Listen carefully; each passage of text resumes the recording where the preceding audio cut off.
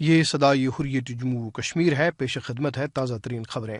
مقبوضہ کشمیر میں مسلسل 144ویں روز بھی جاری رہنے والے بھارتی فوجی محاصرے کی وجہ سے وادی کشمیر، جموں اور لداخ کے مسلم اکثریتی علاقوں میں خوف و دہشت کا ماحول اور غیر یقینی صورتحال بدستور برقرار ہے۔ کشمیریوں نے غیر قانونی بھارتی قبضے اور مقبوضہ کشمیر کی خصوصی حیثیت ختم کرنے کے مذموم بھارتی اقدامات کے خلاف بطور احتجاج سول نافرمانی جاری رکھی ہوئی ہے۔ بھارتی فورسز نے جموں کشمیر ماس موومنٹ کے چیئرمین مولوی بشیر احمد کو سری نگر میں ان کے گھر پر چھاپے کے دوران گرفتار کر لیا۔ بھارتی پولیس اس سے قبل ان کے 2 بھائیوں کو گرفتار اور ہمشیرہ سمیت اہل خانہ کو گھر پر چھاپے کے دوران بدترین تشدد کا نشانہ بھی بنا چکی ہے۔ پولیس نے ضلع شوپیاں کے مختلف علاقوں میں 7 نوجوانوں کو گرفتار کر کے ان پر کالا قانون پبلک سیفٹی ایکٹ لاگو کر دیا ہے۔ غیر قانونی طور پر نظر بند حریت رہنماؤں بشمول 80 سالہ معمر ڈاکٹر غلام محمد حبی اور فیاض احمد زرگر کے اہل خانہ نے سری نگر میں صحافیوں سے گفتگو کرتے ہوئے ان کی رہائی کا مطالبہ کیا ہے۔ پھلوں کے کاشتکاروں نے اپنے مالی نقصانات پر بھارتی قابض انتظامیہ کی بے حسی کے خلاف پارمپورہ میں فروٹ منڈی میں احتجاجی مظاہرہ کیا۔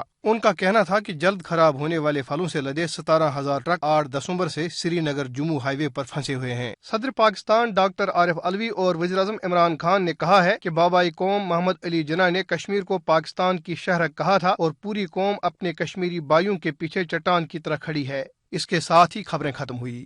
فسطائی مودی نے اہل کشمیر کو دنیا سے مکمل طور پر کاٹ کر پوری قوم کو اپنے گھروں میں محصور کر رکھا ہے، مگر اہل کشمیر نے 144 دنوں سے سول نافرمانی کی تحریک سے مودی اور بی جے پی کے شفاق چہرے سے نقاب ہٹا دی ہے۔ اس حوالے سے سنتے ہیں جموں و کشمیر نیشنل فرنٹ کے وائس چیئرمین اور حریت کانفرنس آزاد کشمیر شاخ کے رہنما الطاف حسین وانی کا تجزیہ۔ بھارتی حکومت نے کشمیر کے اندر مکمل لاک ڈاؤن اور کمیونیکیشن بلاکیج کیا ہوا ہے، اور اس کا مقصد یہ تھا کہ وہ اپنے جو انسانیت سوز جرائم ہیں ان کو چھپا لے اور دنیا تک یہ جرائم نہ پہنچے۔ مواصلاتی بندش کے باوجود جو الیکٹرانک میڈیا اور جو مختلف پارلیمنٹیرینز اور سینیٹرز ہیں، انہوں نے اس مسئلے پر نہ صرف بات کی بلکہ ہندوستان کی جو پالیسی ہے کشمیر کے بارے میں اور اب پورے ہندوستان کی اقلیتوں کے بارے میں اس کو تنقید کا نشانہ بنایا۔ مقبوضہ کشمیر کے عوام کی جو قربانیاں ہیں انہوں نے دنیا کے ضمیر کو جگانا شروع کر دیا ہے۔ دنیا کے اخبارات لکھ رہے ہیں، دنیا کے رسائل لکھ رہے ہیں، دنیا کی جو پارلیمنٹس ہیں اس پر بات کر رہی ہیں، اور جلد ہی ہندوستان کو اس بارے میں اکاؤنٹیبل